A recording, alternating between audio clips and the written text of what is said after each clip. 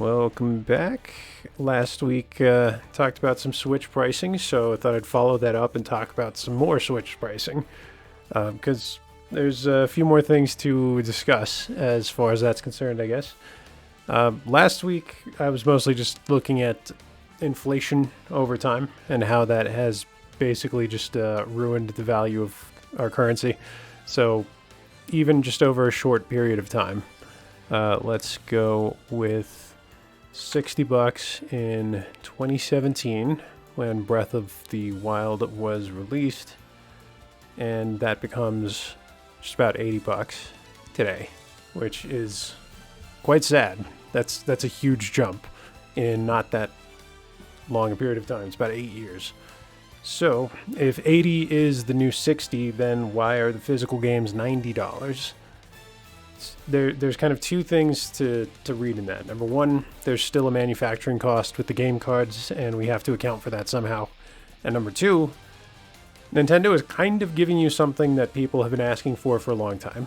People say, okay, if it's cheaper to sell digital games and there's not as much overhead and there's not as much manufacturing cost, why not give me a discount on the digital version of the game? And just like that, the monkey's paw curled, and Nintendo gave us what we asked. You do get a digital game cheaper than a physical game now, but at our new higher price point of 80 for digital and 90 for physical. So why is that the case? Or what does the physical manufacturing side of things actually look like for Nintendo? You know, is it so expensive to make a game card that they have to charge $90? I really doubt that. So I went to my pal Grok here and asked it a long series of questions about pricing, and we get into the nitty gritty here, right? I wanted to know everything about the case, right? The plastic case, the booklets inside of it, the paper cover, the shrink wrap on the case on the outside. And so we're going back and forth, estimating costs here, and then it very helpfully expresses this information in a table for me. And we're comparing different types of flash storage. So here's kind of the key takeaway from this long thread, and I can put the link in the description if anybody wants to read the whole thing. But essentially, the manufacturing cost for different types of flash storage here, take this with a grain of salt because public information isn't easily available on a lot of this stuff. Since this is a lot of companies' bottom line and this is what they live or die on, is making digital flash storage, it would make sense that they don't tell everybody exactly how much they're making on these things. But these are, I would say, reasonable estimates. The only one I'm not entirely certain about is the Switch 2 game cards being estimated at around $8 to $10. I don't know how accurate that is. It's probably not too high, but it's probably not that low. They're keeping costs down by using the same shell, right? The same physical size and shape as the first Switch game cards, but with new insides. So the major change here on the Switch 2 game cards is this read speed. It's a read-only cartridge. It's not read-write like these SD cards, but as custom proprietary read-only flash storage with a really high read speed, it's conceivable that this manufacturing cost is higher than our Grok estimate here. But let's just say that's correct. $10 and then 42 cents to get the rest of the game made with the case and the shrink wrap and everything else. So we're looking at a difference then of about the same as what Nintendo is charging you, the $10 difference.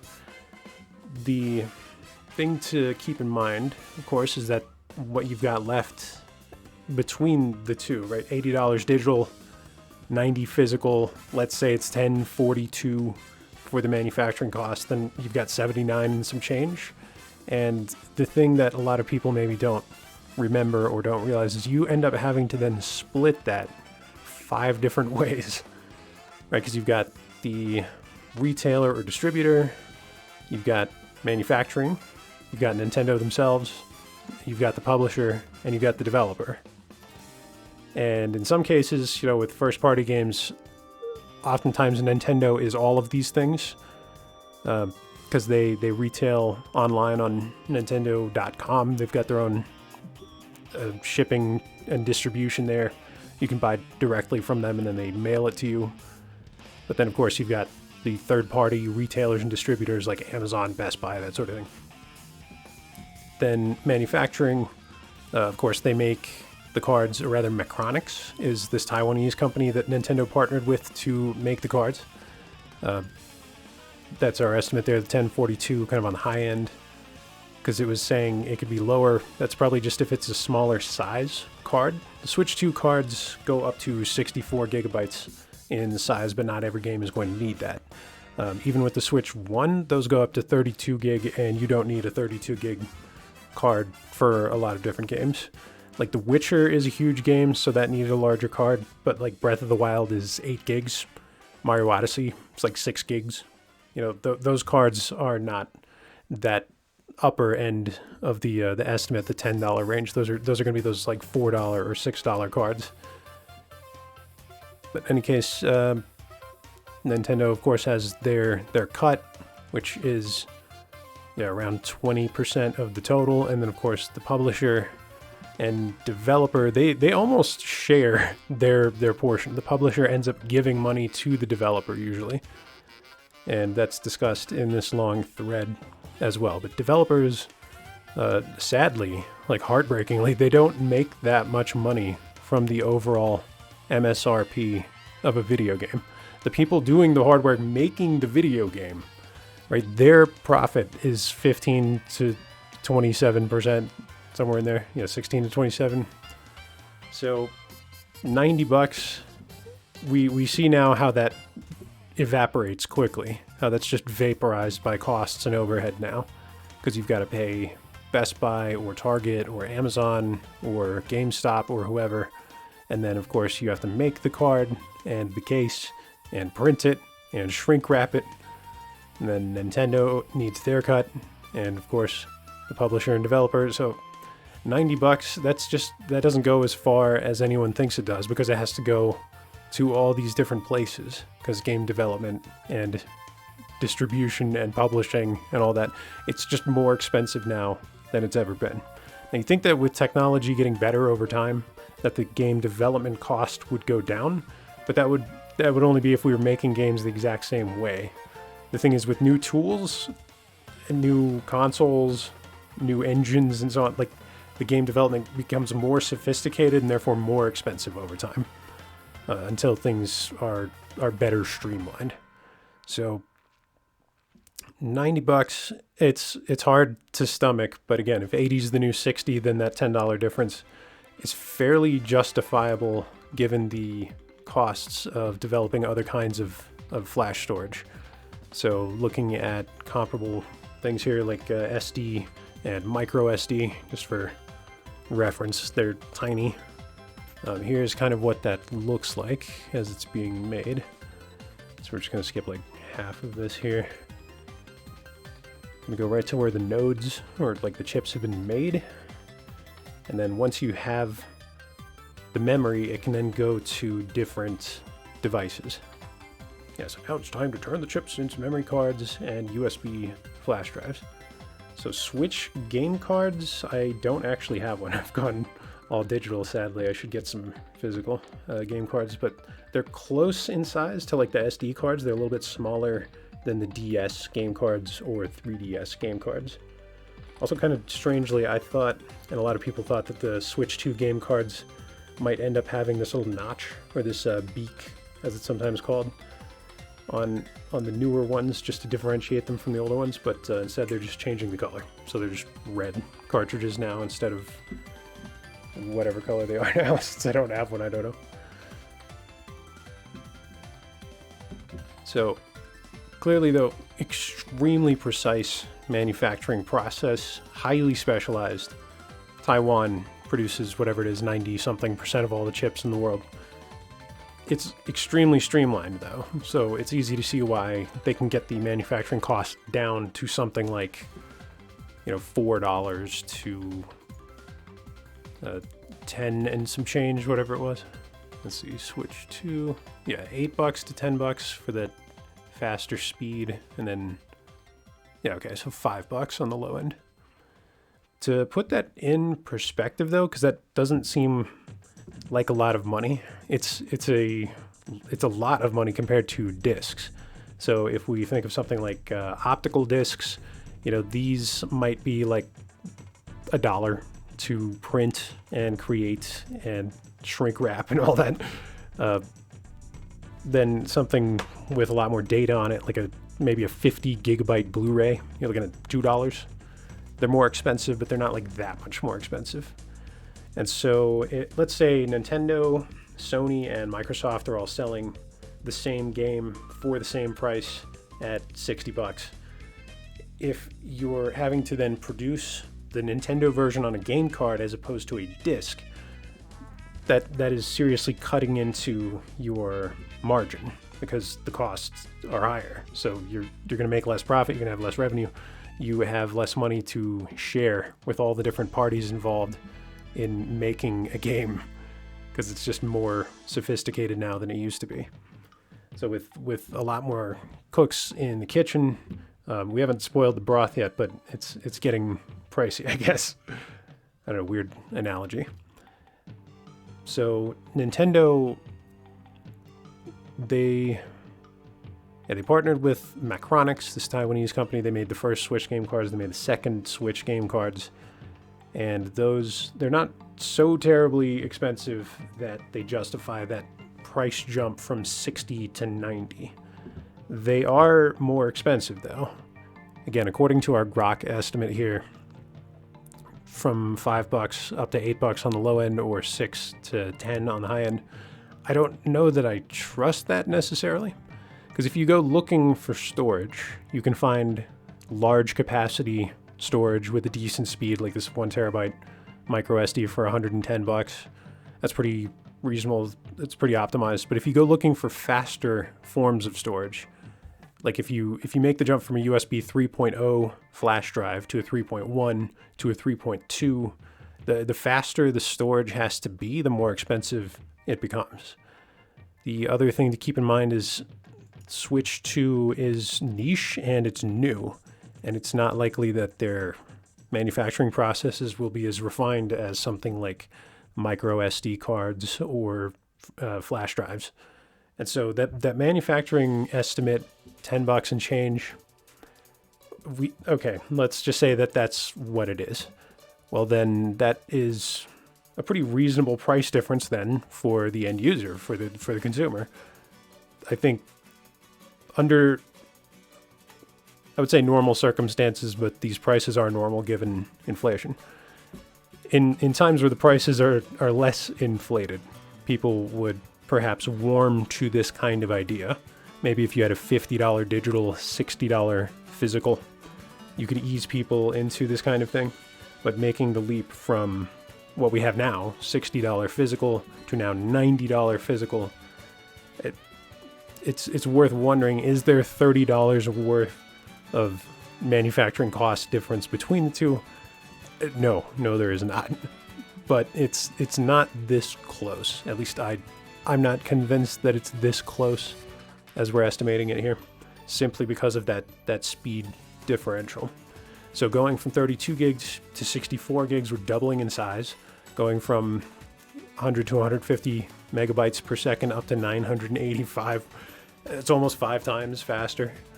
So it's not going to be, 2 times the size, 5 times faster. It's not going to be like 10 times pricier. The shell being exactly the same, that helps ensure that that's not the case. That you keep costs down by having the same parts, the same machine in the factory, making the same shells and so on. That's helpful. That enhanced speed, though, that's really where that price difference is going to be, and I'm curious to know what that looks like if Nintendo would ever put out any official numbers on that. So,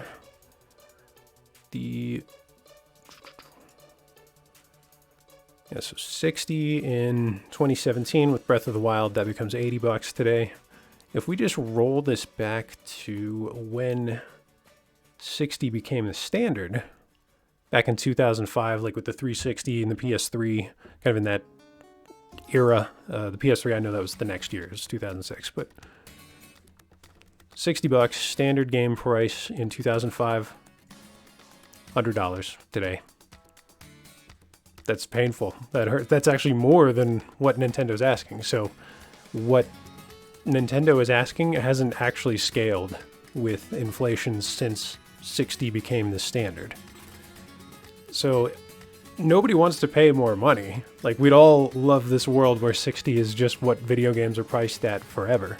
But that's just not realistic with inflation increasing, whatever it is, 2.5% year over year, and our money becoming worthless. This is bound to happen. This is exactly what you would expect to happen. So that hurts our pocketbooks, but that's kind of the way things were when I was a kid. You maybe got 2 video games a year when I was a kid for Christmas and birthdays, and that's if you had a video game console. I didn't have one. Right? We had a crappy, like, communal PC, which barely ran some garbage video games. I got a Game Boy Advance from my Aunt Sarah when I was, I don't know, 13 or 14. And that was genuinely like my first actual video game console, like a dedicated piece of hardware for gaming. Shout out to Aunt Sarah. Thank you for that fantastic system that kind of started me down this path in some ways. But at that time, it was very difficult to convince someone to buy you a game. Like, that was very much a special occasion sort of thing, Christmas and birthdays. And we've just gotten used to so many games at our fingertips all the time in just ridiculous abundance. We're paralyzed for choice. Like, think of something like Game Pass or even Switch Online with all of the games that you have access to that you can stream and download. Actually, streaming sucks, but you know what I mean. You download these games that you don't have to purchase. So Game Pass, there's like hundreds of games. Switch Online has the NES and the Super Nintendo and all the various eras of Nintendo that you can go through. And who really makes use of that? I mean, think about your Steam library. How many games do you have in your backlog that you just haven't played? So it's not necessarily a good thing that games are becoming more expensive, but it's not necessarily a bad thing either, because we're just so spoiled for choice at almost any level of gaming. So this ultimately, like, this hurts people who aren't used to this or aren't prepared for this. If you are old enough to remember each generation of consoles being released, there is a discussion about price every time. So let's go forward one year here to 2006 when Sony released the PlayStation 3 at its preposterous price of $600. Yeah. Would you pay $1,000 for a new PlayStation today? The PS5 Pro is pretty pricey, but it is not $960, right? That's kind of nuts. So gaming, it's nice that it's gotten cheaper and that you can get great deals and that there's bundles and things like Steam sales and whatever, but that's just not the way of this hobby or the way of the world. Like, gaming has kind of always been expensive. So it's this period of time that we've lived in where $60 has just been the standard for 20 years and we expected it to just never change. It's not realistic. And that's why we're now scratching our heads going, $90 physical games. It's preposterous, but it's $80 for the game and $10 maybe for manufacturing the game card and the case and all that. So with that $80 then having to be split several ways, that's hard to it's hard to tell Nintendo's employees, the developers' employees, the publishers' employees, the shareholders. It's like, yeah, we have to take a smaller cut because people don't want to pay more. It's like, no, we do have to pay our people and please our shareholders and make back our money. And so pricing things up, that's just an unfortunate reality of the business. Like, that's an inevitability given the state of the economy right now. So I don't have quite as much to go into on the physical game card pricing here, but I've kind of like one last thing on game pricing on the Switch 2 at the moment. So that is kind of the whole Breath of the Wild thing going on right now. People are kind of upset because Breath of the Wild on the Switch 2 is no different in price than Breath of the Wild on the Switch. And what I mean by that is you buy it for $60, either digitally or in a physical game card for the first Switch. And then you buy the enhanced version for $10. So this allows you to play it on the Switch 2. And neither of those things includes the DLC. $60 is the game, $10 is the Switch 2 version. The DLC is the DLC at $20 for Switch players or Switch 2 players. So people are, I think, misunderstanding what's happening with Breath of the Wild on the Switch 2. I'm seeing misinformation spreading like wildfire, but as our good friend Mark Twain says, make it halfway around the world before the truth has got its shoes tied. So people are saying Breath of the Wild on Switch 2 is $90 without the DLC, and that is not accurate. Without the DLC on the Switch 2, you'd be at $70. But the other kind of important thing to note there is that the $60 you spend or maybe already have spent on the Switch, on Breath of the Wild, you don't then have to re-spend on Switch 2. You just need that $10 upgrade, expansion, whatever they're calling it, the enhancement. And so that then stacks on top of the MSRP for the game. So this fits in with Nintendo's philosophy of just never dropping the price for anything ever. And that's frustrating, but it's also understandable. They know the value of their product. They know its worth. They know that if they price it down, it devalues the product. Like literally, like you're paying less for it, and also you think less of it. And you might not agree, or you might not think that that's the case, but that is the case. Once it becomes cheaper, you have a lower opinion of something. So that maybe is just like the psychology of pricing things too high. We could debate that, I guess, but it does seem to work, right? You keep your games at their full MSRP for their entire lifespans, and with really, really solid games, that is justifiable. I think with something like Breath of the Wild, which is a masterpiece, which is maybe the most highly praised Zelda game ever released, that sold 34 million copies, why not keep it at 60? I mean, that's supposed to be the standard price anyway. That's what everybody says. Why aren't games 60? It's like, well, okay, there you go. It's 60. It will stay 60.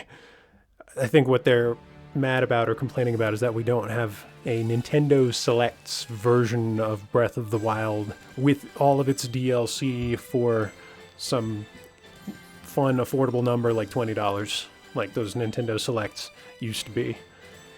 They might do that someday, but they know that these games have a lot of power. They especially with the Switch specifically, many people bought the Switch to play Breath of the Wild. And so getting the Switch 2 and then reliving that experience, just playing Breath of the Wild again, but in 4K with HDR at higher frame rate, Nintendo knows that experience will be very important to a lot of people. And being that it is like near and dear to so many of our hearts, it makes sense that you wouldn't alter the price, and I wouldn't in their position. This is a magnificent game. It's kind of empty. It's got problems. I could go into that at a different time, but the idea that you release a product of worth and then you keep it at its respectable price point, like that keeps the product itself respectable. It's confident. It knows what it is. It knows you want it. It knows it's worth it. Right, so $60 plus $20. That's what we already spent on Breath of the Wild. Right, you notice I'm signed in here, already downloaded, already purchased. I haven't purchased the physical, but on the digital side of here, yeah, it would already say that, like already purchased. So you can bundle them together for $80. But the thing that I think people are missing here that's kind of a victory is that the money that you spent on the Switch will follow you over to the Switch too. And that's essentially what they're promising here with these other games. So if you are going to be a later adopter of the Switch 2, let's say you buy Metroid Prime 4 on the Switch and you don't get a Switch 2 for a year or two, you don't then have to sell your copy of Metroid Prime 4 and buy it again to try to recoup the money, right? You're not having to spend $60 for the Switch version and then another 70 or 80 or 90 for the Switch 2 version. You can stack the upgrades on top of the Switch games, which is kind of user-friendly, actually. Like, that's really pro-consumer in a way that's being missed by most people in the discourse right now. Right now, YouTube and other places, it's just completely taken over by people that are angry and upset, it seems like. To the point where Arlo just did a video about this, saying, like, this is too far, this is too much. I disagree. This is actually totally reasonable, given Nintendo's strategy of just never pricing their games down.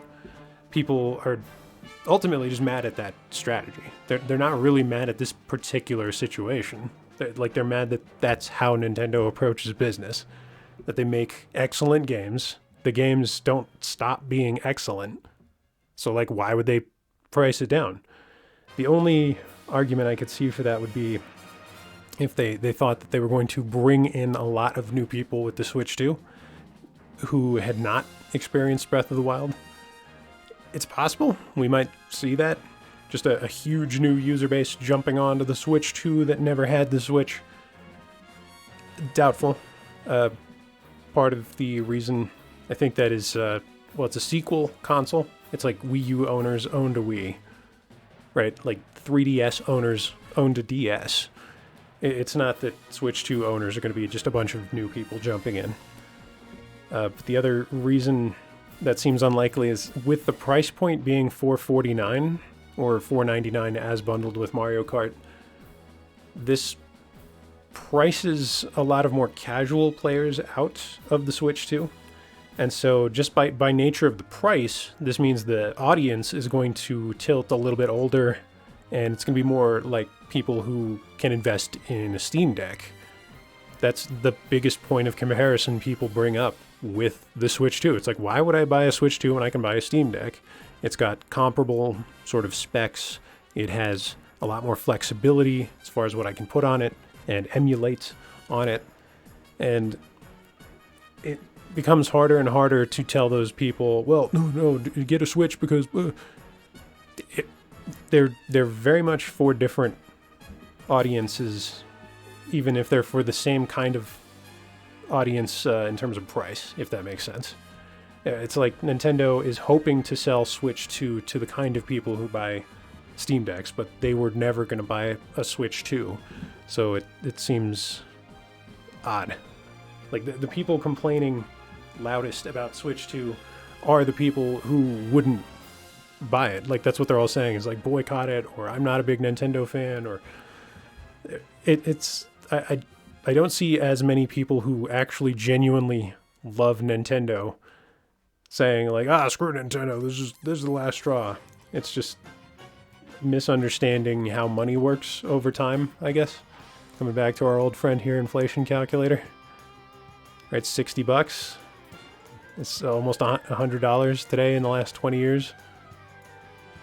So it's easy to see why the price would go up on games and why the physical and digital game price would actually finally have a difference. That's something people have been asking for a long time. It's like, why is the digital game not cheaper? Well, now it is. It's just we make more expensive games now. That's essentially what it comes down to. Part of the thread, which again will be in the description here, the full thing, I asked Rock about development costs, because development costs over time have risen dramatically in a way that even inflation hasn't. Inflation's gone up over time, and development costs for games, well, development plus distribution, publishing, etc., all of that has gone up over time at a much higher rate than inflation has. And so while games have just remained at $60, honestly, developers should have been charging more for them for the last 20 years, just trying to keep pace with inflation and keep their people employed and keep the lights on, and also still be able to turn a profit and make more games and please shareholders, because that's important too.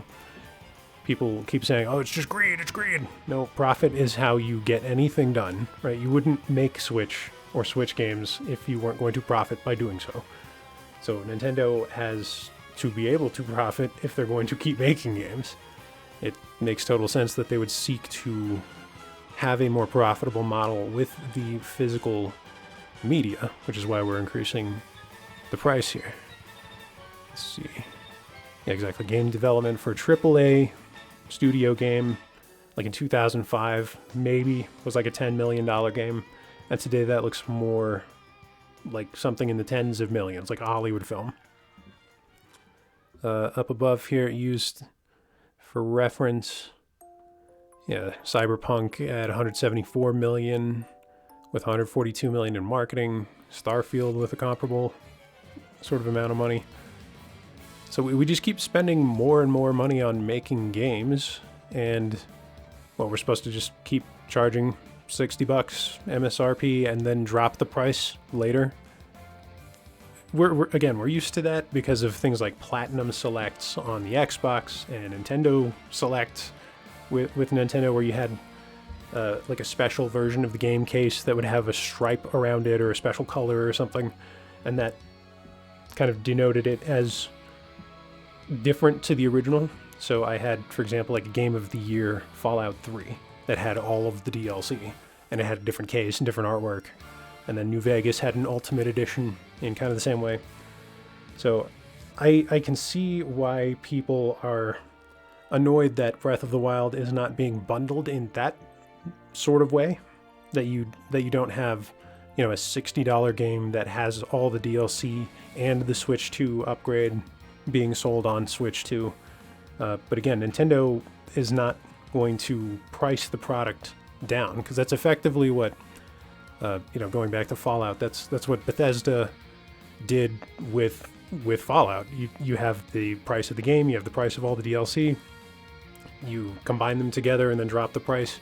It devalues the product. It does get more people into the game and playing the game, but the idea that you would buy the game at launch and buy the DLC as it comes out, that became less appealing.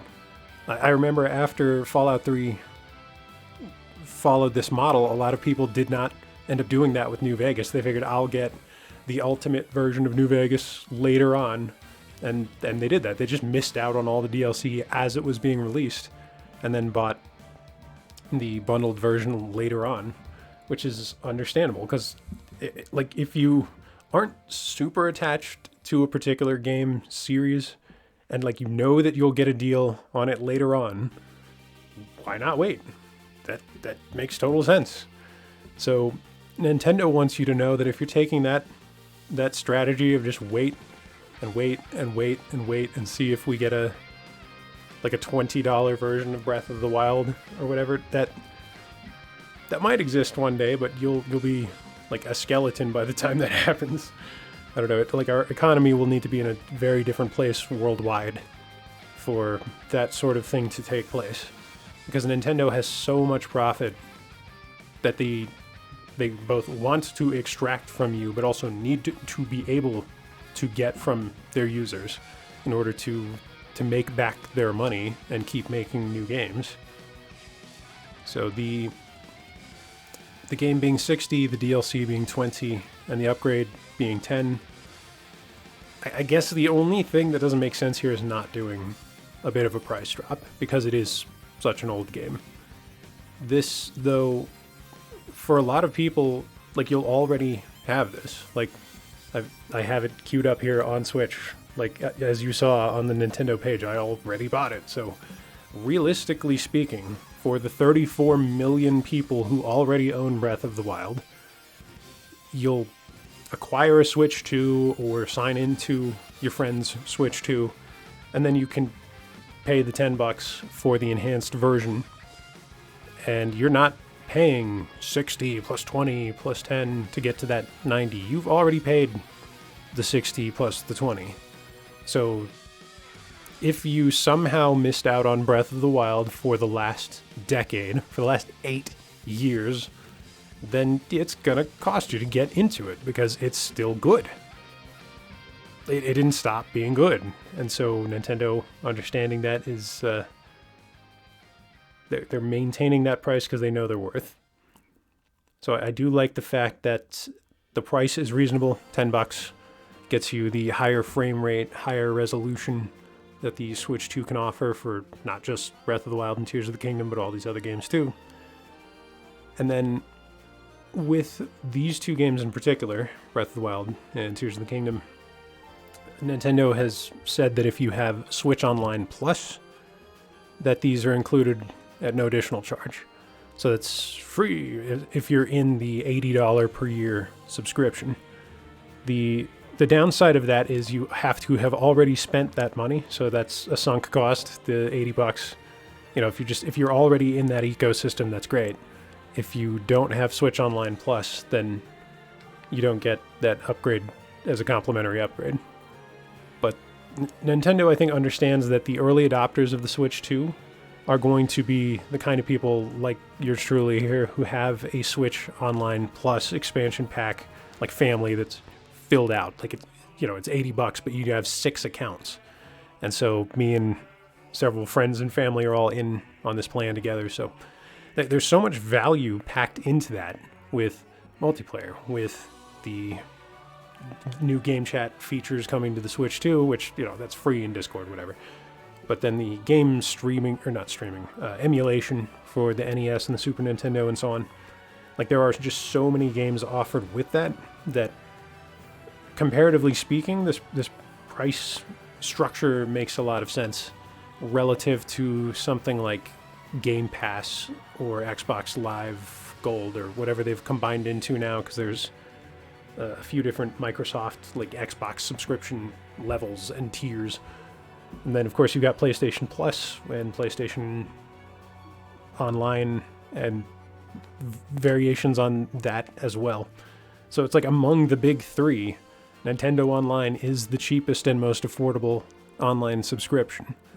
So it does make sense to be a part of it if you have a Switch and you ever plan to play it online for any reason at all, even if it's something like super simple and silly like Mario Kart or like Balloon World or something in Mario Odyssey. So the Switch Online Plus people getting these Switch 2 editions included, this to me, it just seems like simple math. Like, Nintendo looked at their users and said, okay, how many people have Switch Online Plus? Of those people, how many have both of these games?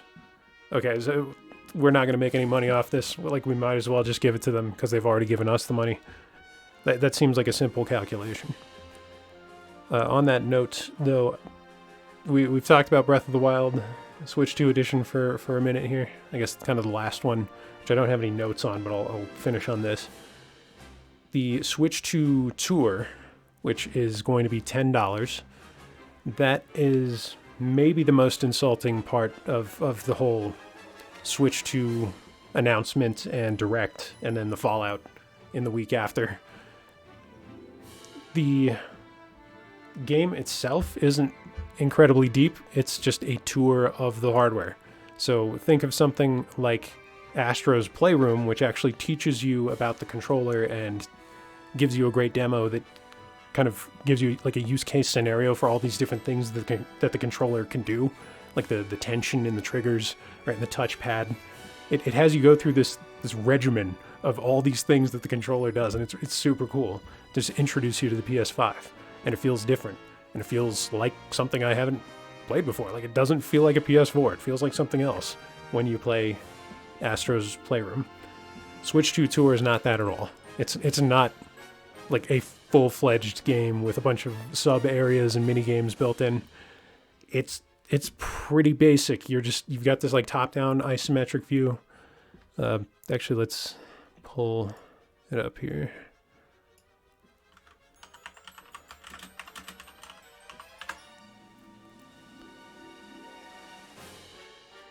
Yeah, it really is like a love letter to the hardware, and it's the perfect sort of thing to help you appreciate what you just bought. In Kit and Krista's recent videos, one of them made the point that, like, yeah, I want to fall in love with this thing. And if you're not a particularly techie person, this is a great way to get you to understand kind of what you're holding. You otherwise might not know where the magnets are or where all the buttons are unless you sit there and inspect it for a while. Here we go. So yeah, calling this gameplay seems a little generous, as it's like a museum or a visitor center or something.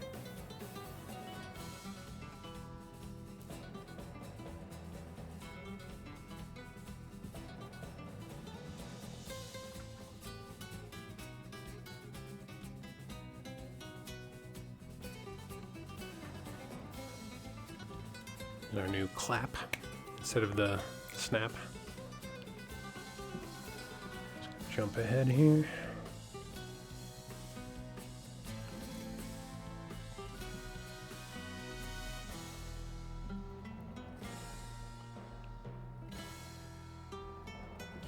Alright, so we've got similar sort of tech demo stuff to let you know how the Switch 2 works. Like we're seeing some optical usage here.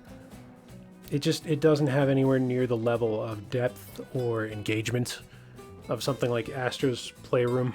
Like not having some kind of mascot or character to go along with this, like an Astro, that feels like a huge mistake. So with Nintendo having like this horrible PR situation where everything is kind of on fire and they're not really in control of the narrative right now, like what can they realistically do to make people less upset and get them off their backs and kind of assure people?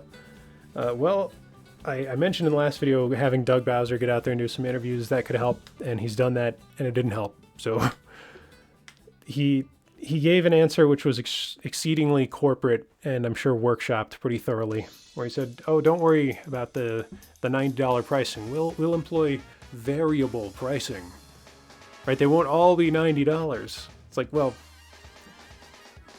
you're essentially reserving the right to charge $90 for games if you feel like you want to, or if you feel like they deserve it. This is a risky maneuver.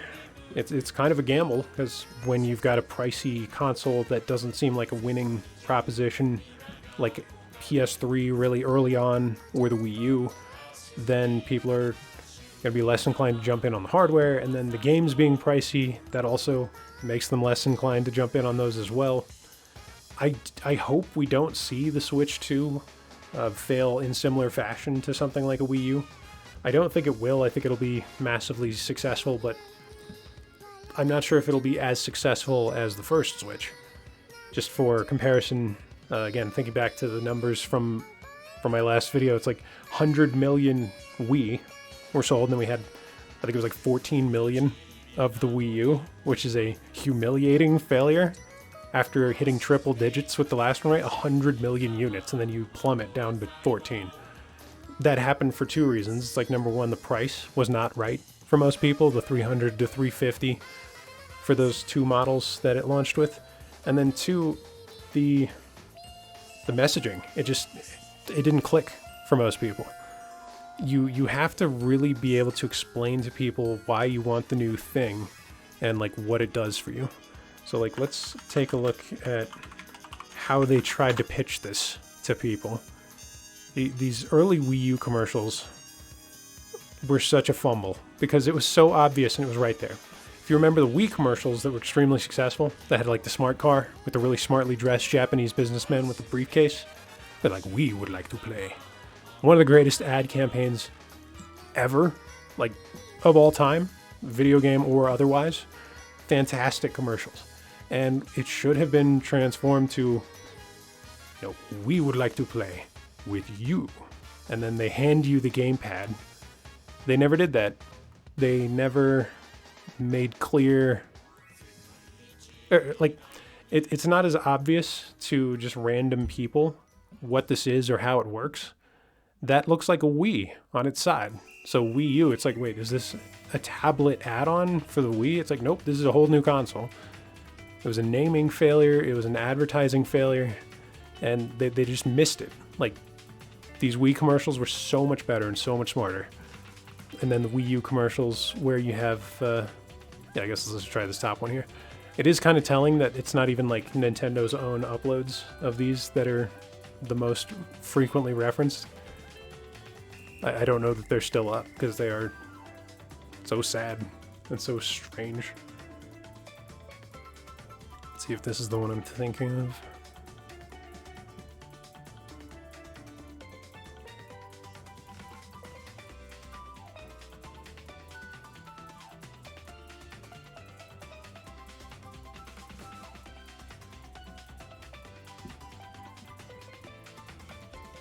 Yes, oh yes, I forgot about this. This wasn't the one I was thinking of, but this is another one that's like a bad example.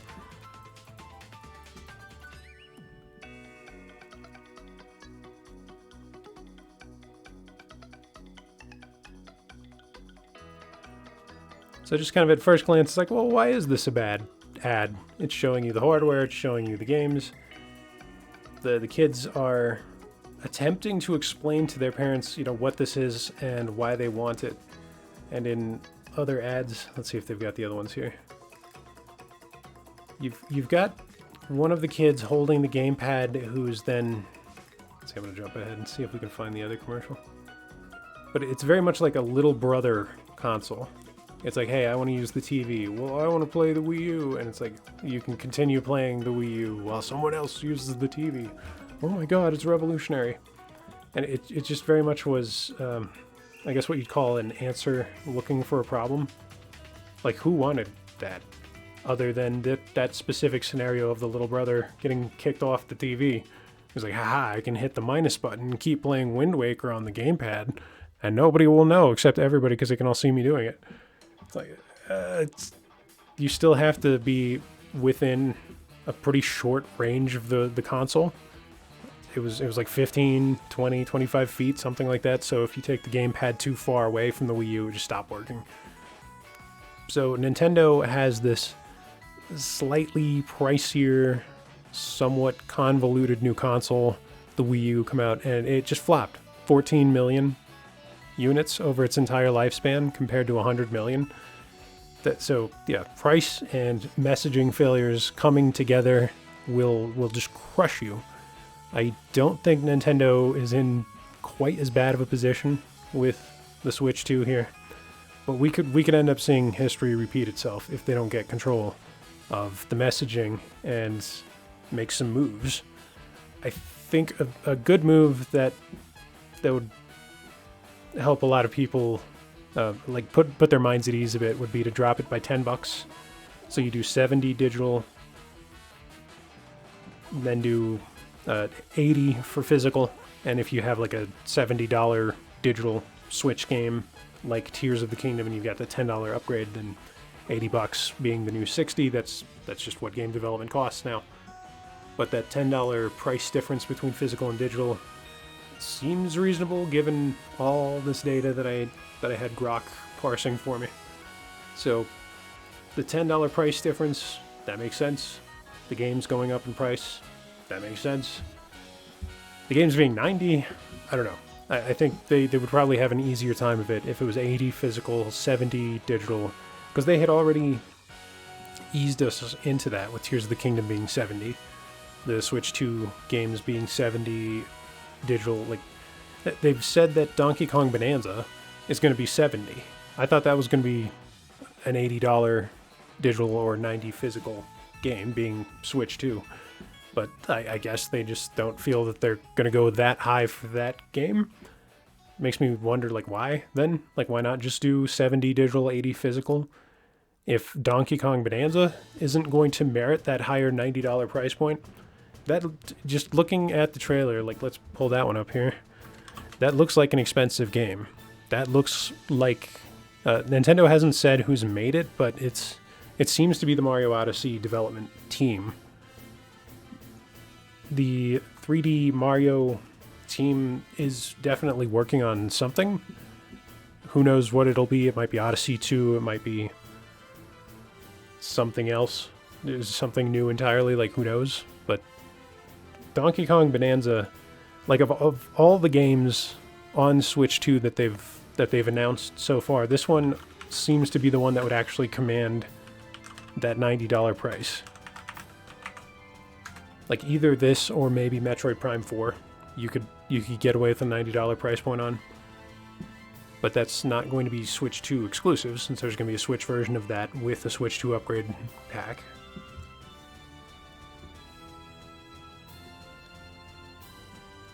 This many tabs might be making my computer chug a little bit.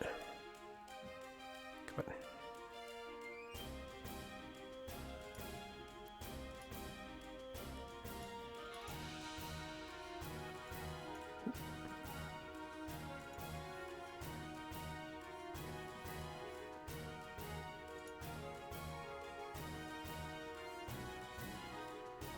So part of Nintendo's justification for the price increases, like they've said a few different things will factor into their reasoning for the price on a particular game. They've said online will play a role, so it could be that's why DK Bananza is not going to be $80 and it's just going to be 70. It's hard to imagine what sort of online features this game would have. That's a fun bug. Can we load the right video?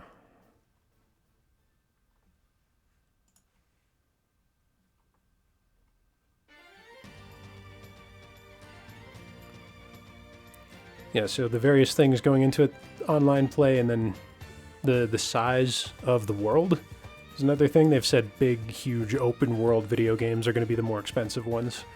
So we certainly see some of that here in this trailer. We're doing a, I guess a Warner Brothers Kong universe here, like a Hollow Earth thing with Bonanza. So all of these are levels like going down into the earth. That'll be fun. Just kind of descending. That'll be the sort of movement as you go through the game as you're trying to get to the bottom of whatever this is. It's pretty cool. I always like games that have movement like that. Like in Metroid Dread, you're trying to get to the surface of the planet, or in other Metroid games, you're like trying to get down into the planet from above. So this will have that similar kind of motion where you're always trying to get to the bottom of each level, which is kind of cool. It's hard to say exactly how big this game will be. I don't know how we would compare or how we'd be able to judge that, but just based on the variety of environments and levels and things that we see and all the different creatures and characters, this is like S-tier Nintendo development. Like, they spent money on this. They clearly care about this quite a bit, and it's got a lot of polish that is reminiscent of Odyssey, which is why I suspect that that's Koizumi and his team. So, shocked that this isn't 90 physical, 80 digital, but if it's cheaper, like, hey, that's great. I'll take it for $10 less than I thought I'd have to pay. So if it's going to be $90 physical for like the priciest of games, I'm just trying to imagine like what would be that game other than, I guess, Mario Kart World, that would have that huge open world plus the online plus the kind of addictive, like, repeatable play. That's what they've also said, is like, do they think you can repeat this game experience over and over and over? And so those more addictive games where they think, okay, yeah, people are going to play this for dozens, if not hundreds of hours, they'll command a somewhat higher price for. That makes sense. I imagine that's probably an easy matter of analytics as well, because in the Switch online, like on the Switch, you can see how many hours you put into a game, and then you can compare with your friends and see how many hours each of you has played in different things, and see who the real gamer is. But all of that data being available for us, just to be able to compare between ourselves and our friends, that's all out there for Nintendo too. So Nintendo can say, okay, for Mario Odyssey 1, the average file is, let's say it's 60 hours or something. It's probably a lot more than that. I'm sure there's plenty of people, though, who played it for far less. So let's say it's 60. That's, being the old benchmark of $1 per hour, you need 60 hours of content for a $60 video game. The conventional wisdom on that, I think, is kind of broken, both because of the price inflation, but also because of the hours thing. I've been playing Minecraft for 15 years, and I've purchased that game like once, maybe. It was like $30 early on, and I think it still is if you go on the Microsoft Store, or buy it physically. So I've gotten endless enjoyment out of games I didn't have to spend endless money for. So the notion that the game has to be just super duper long, I don't know, but it should certainly be substantial. And I think Nintendo knows that. And so they're saying, okay, for these big, beefy, chunky gaming experiences like Bananza, we're going to go to 70. They've already done that with Tears of the Kingdom because they know kind of what that style of game and what that amount of content is worth. And then online, throwing another $10 onto the price.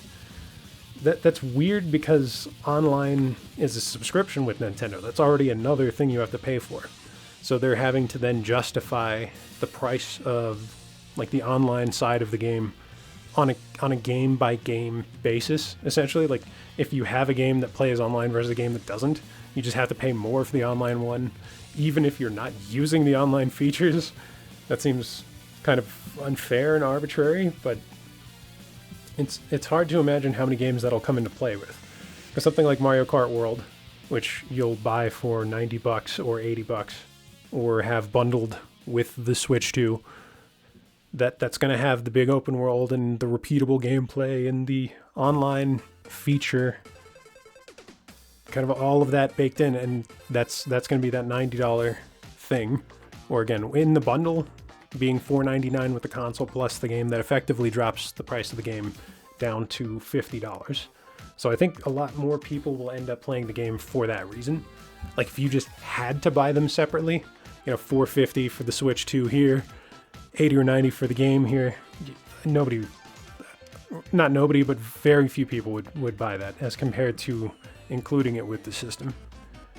Beyond something really beloved like Mario Kart, though, it's hard to imagine what else they could get away with that with.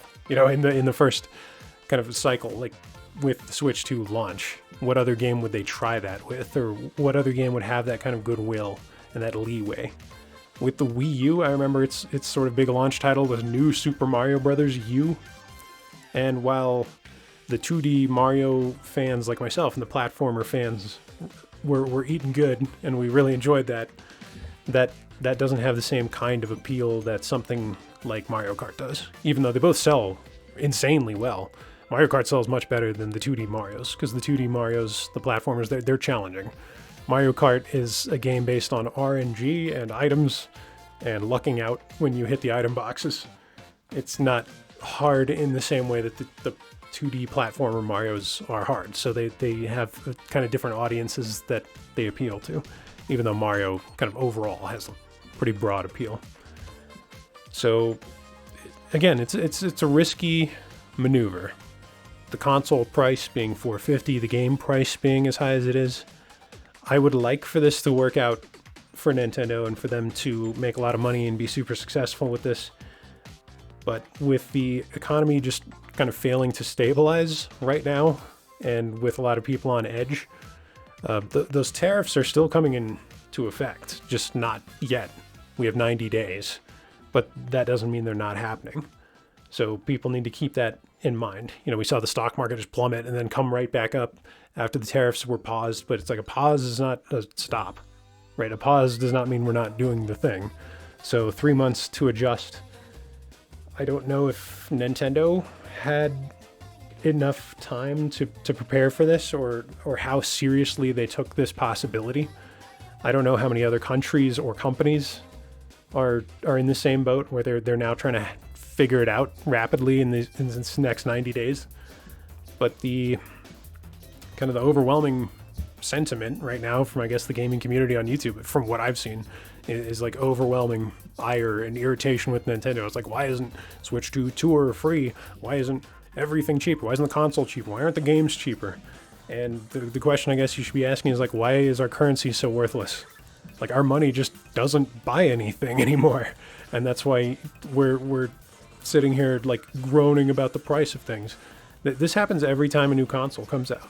Like we pointed out with the PlayStation 3 in 2006, that was an insanely expensive console.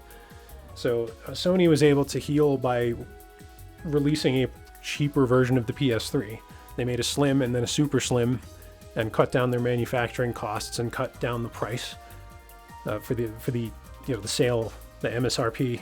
So Nintendo will likely end up doing that at some point. It's just, will they have to do it quickly by necessity because they're bleeding money, or will they do that over time when they refresh the model with something like a Switch 2 OLED or Switch 2 Pro or whatever? Who knows? But I can tell you, when the DS was released and it had really low early adoption, that quick pivot into the DS Lite, that is one of the best console redesigns I have ever seen. I loved the DS Lite to death. I don't still have mine because I ended up trading that for a DSi, and then a 3DS, and then a 3DS XL, and so on, in that sort of that economy of handhelds. But the DS Lite was so good, and just how it took the ideas from the DS and refined them, and then refined the price point because it was cheaper and better. And we could end up seeing that with the Switch 2 if it doesn't have the success that they're hoping. We could see a Switch 2 redesign or reprice or a new Switch 2 bundle. It all depends on sales and on how it does. With it being a more serious console, a more kind of like hardcore console, if you will, because it's got 4K and it does 120 FPS, I just don't know that it'll have the same impact that the first Switch did, because the first Switch being $299 with $60 games, that kind of made it just a go-to game console for a lot of people, right? Cheaper than a PlayStation, cheaper than an Xbox, kid-friendly, and so the Switch 2 is less of a no-brainer. Like, it's less of just an obvious choice for parents, for people who are short on cash right now.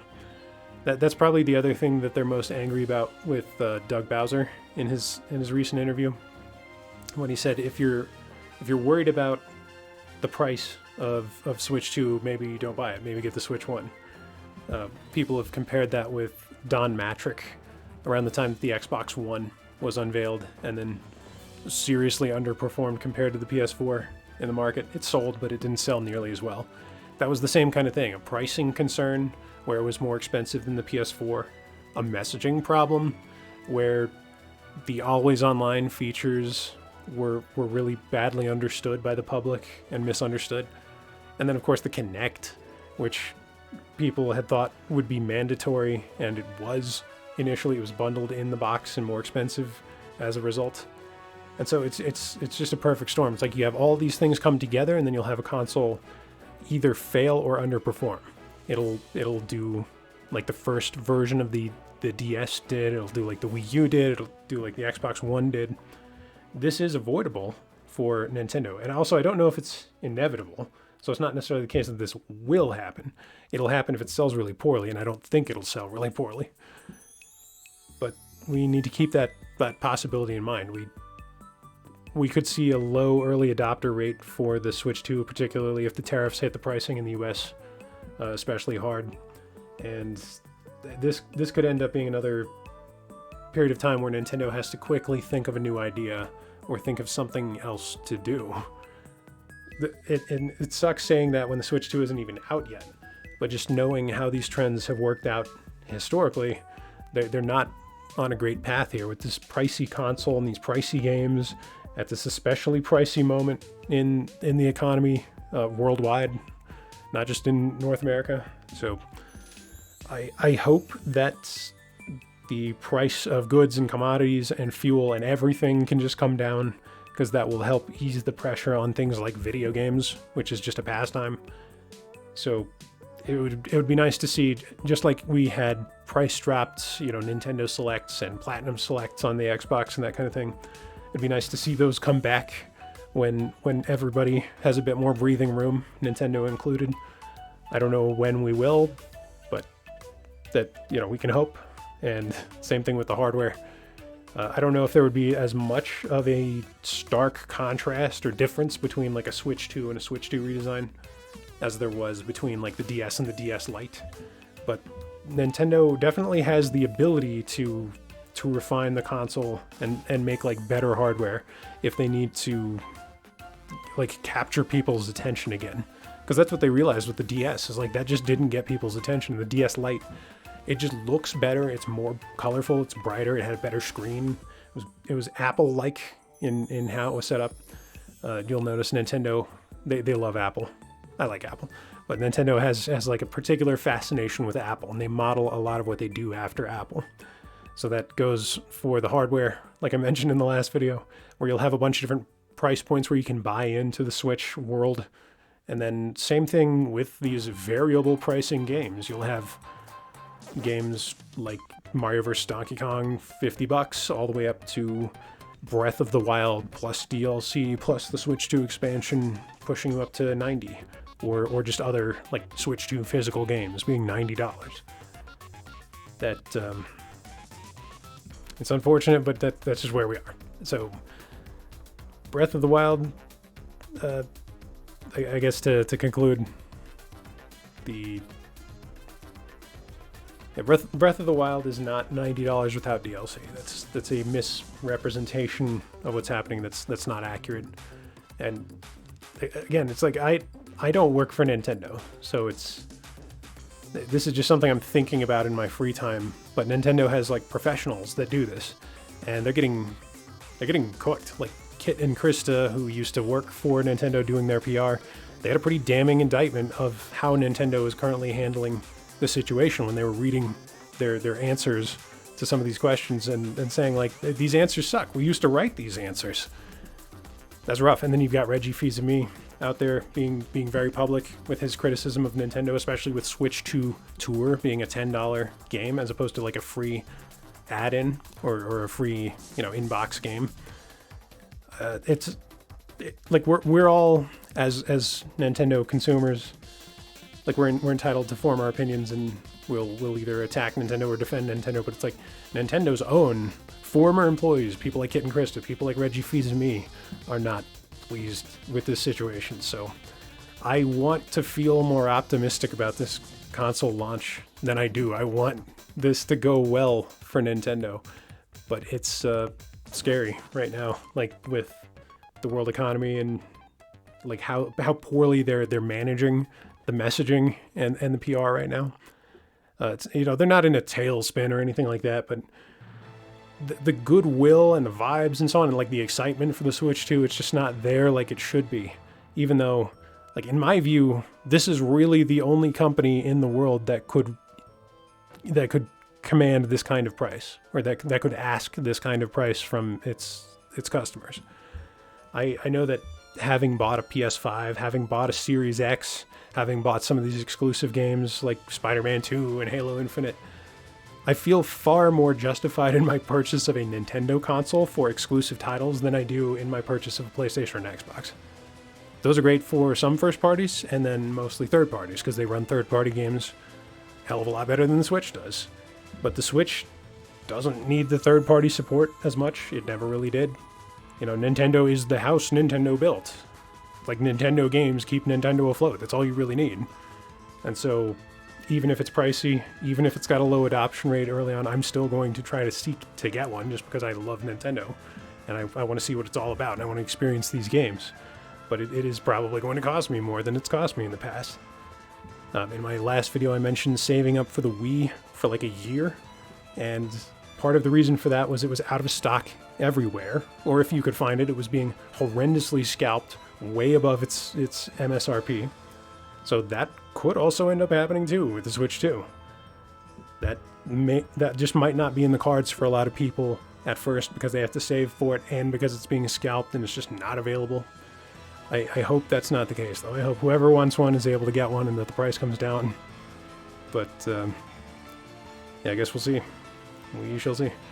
It's funny, too. I expected this video to be shorter than the other one, but I've gone on for longer now. So, hour and 10 minutes is more than enough on this. But, yeah, I, for one, am glad that I won't have to just, like, repurchase Breath of the Wild and Tears of the Kingdom. Like, if you already have them, it's $10 to get the Switch 2 version. So just being realistic, it's not as bad as people are making it out to be as far as like the Switch 2 upgrades. And then the Switch 2 pricing, maybe you're not convinced by the physical manufacturing cost comparison side of things, but it's worth thinking about because making a cartridge, it's a lot more expensive than making a disc. And Nintendo wants to keep physical game media alive in a proprietary format, and so that is something a little bit more bespoke. That's something we're going to have to pay a bit more for. It's not just a Blu-ray or an optical disc. And I think people should have some appreciation for that. Like the cartridges that Nintendo makes, they continue to work unless they have batteries built in where they have to be replaced. It's like this is old. Like NES cartridges, Super Nintendo cartridges, and N64 cartridges, like those all continue to work pretty much. And so Nintendo wants that same kind of longevity out of their physical games media, and so they were willing to invest in a format. It's not that expensive, so I don't know that we can jack up the price to $90 just on the increased price of the manufacturing for those Switch 2 game cards, but they are considerably faster and they are double the size, so they are going to be more. That $10 difference between digital and physical is more than reasonable, but yeah, I'm feeding myself now. I need to go feed myself and my cats. You all have a great weekend.